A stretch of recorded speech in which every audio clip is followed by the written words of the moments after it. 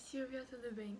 Eu, Evelyn, juntamente com a minha colega Tayana, nós decidimos fazer a representação de todas as estruturas que compõem uma célula bacteriana, bem como a diferença da parede celular que existe entre as bactérias gram-positivas e gram-negativas. Existem estruturas que todas as células bacterianas apresentam, como por exemplo a membrana citoplasmática, essa é representada em verde, e o citoplasma, esse representado em marrom, que contém estruturas como os ribossomos, as bolinhas laranjas aqui representadas, que no caso das bactérias, como são procariotos, são ribossomos 70S, e o DNA cromossômico.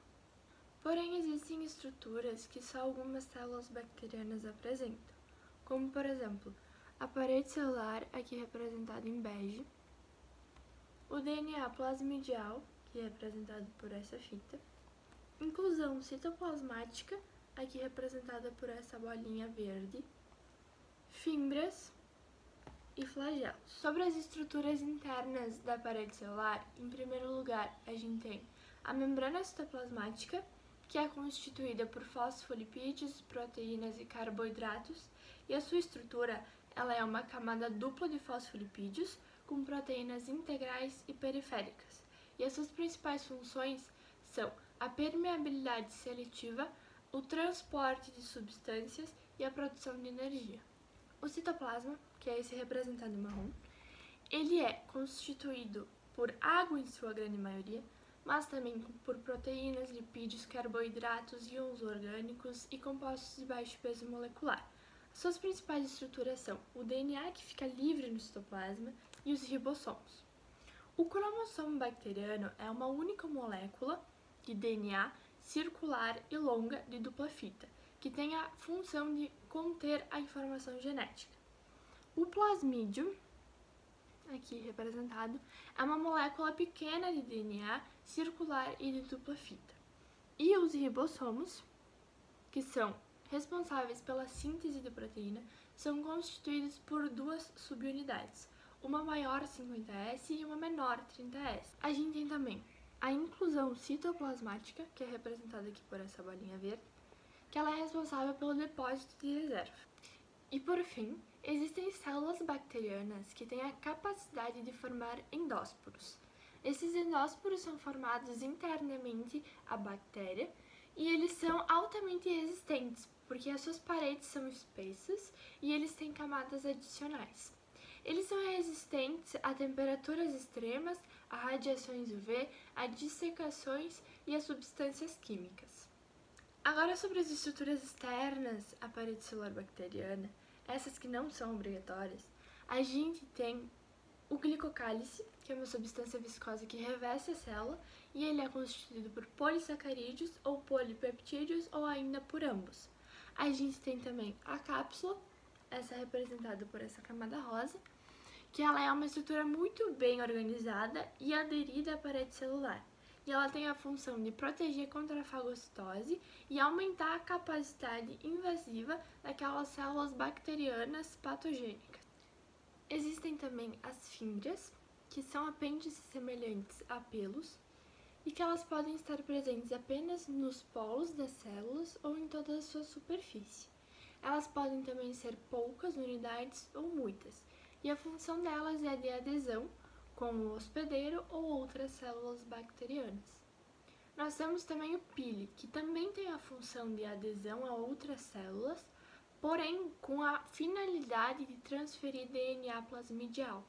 E por fim, nós temos os flagelos, que também podem ser um ou muitos, e eles têm a função de locomoção e quimiotaxia. E por fim, temos os filamentos axiais ou endoflagelos, que têm a função de locomoção pela rotação dos filamentos, proporcionando um movimento espiral.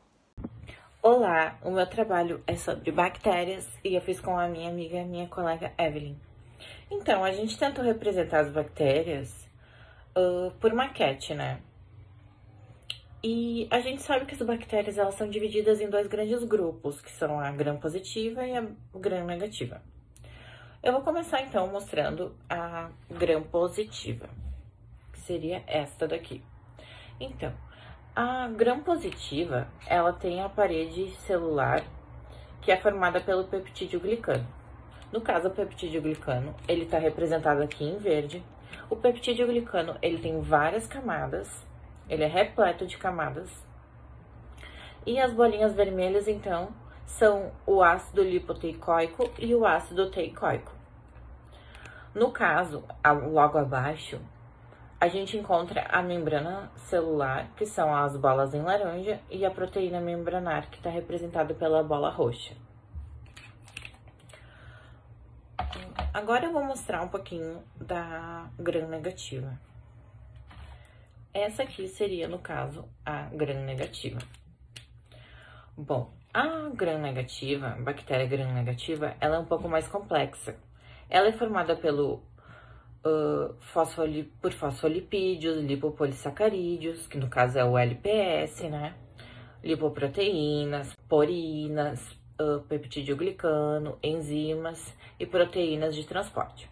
A sua membrana externa implica na evasão das defesas do hospedeiro e na passagem de nucleotídeos, de sacarídeos, aminoácidos, vitamina B, B12, né? Ferro, e possui uma barreira de permeabilidade. Então, na maquete, eu tô tentando representar um pouquinho disso tudo. Aqui em roxo e laranja, a gente tá vendo a membrana externa.